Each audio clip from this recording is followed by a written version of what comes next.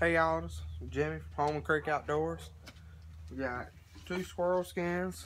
It's been dried, fleshed, and this is gonna be a few-part series. We're gonna tan these squirrels, brain tanning method. And first part, once you get them all dry and everything, you want some salt, non-iodized salt. That's what you need, and you just want to cover the squirrel all the way, get the natural oils out of it. If you get the natural oils out of it, it'll tan a whole lot better, and the tanning solution will take to it. If you don't get the oils out, it won't take to the squirrel hide real good, and later on down the road you'll have some hair slippage. That's what you don't want. But you done got this far, so don't be real liberal on the salt. Go on and put enough on there so you make sure that you get it well dried and everything. It usually takes about 1 thing of salt per squirrel. And just get it all over the squirrel, every piece of skin that sticks out. Just make sure you cover it up, get it well dried.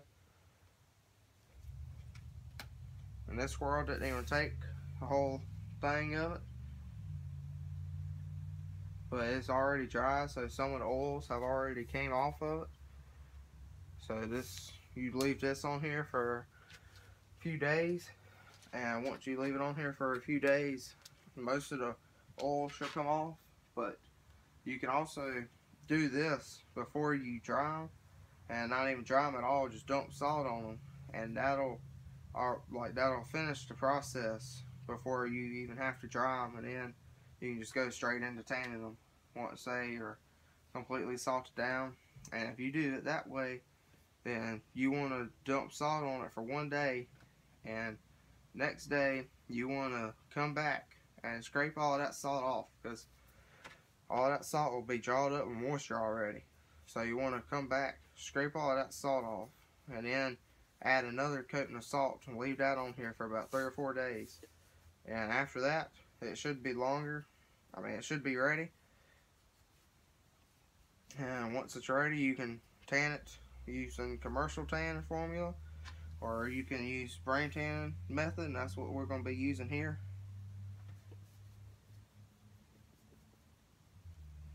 But as you can see, this squirrel is almost completely salted with just half a thing of salt. So sometimes you can only use 1 thing of salt per squirrel.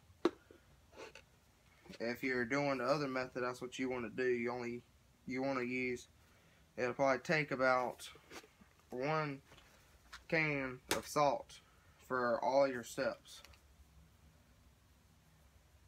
And if you're doing it this way, then for the most part you can have everything already pretty well salted with just 1 can for 2 squirrels. About half a can for each squirrel, but you put as much on there as you think that you're going to need, and that way you'll make sure that it's nice and dried and everything, and be ready for the tan solution in a few days. But we'll leave this on here for a few days and come back. And when we come back, we'll start tanning. But this is what they look like.